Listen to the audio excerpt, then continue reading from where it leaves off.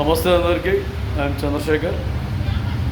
పుట్టి పెరిగిన ప్రతి ఒక్క వ్యక్తి మంచి వ్యక్తే, కానీ అతను పెరిగే విధానాలు, పరిసర ప్రాంతాలు, స్నేహితులు, బంధువులు, అక్కడ ఉన్న చుట్టుపక్కల వ్యక్తులు, లేదా స్కూల్లో కానీ కాలేజీలో కానీ ఇంకా అప్పు ఆయన వెళ్ళే మార్గాల్లో కానీ చాలా వరకు సావాసాల ధోరణి, మాటల తీరు, వాళ్ళ నడవడికలు రకరకాలుగా వ్యక్తులు ఇబ్బందులు గురి చేసే విధంగా వెళ్ళి తర్వాత వాళ్ళల్లో మార్పులు వస్తాయి.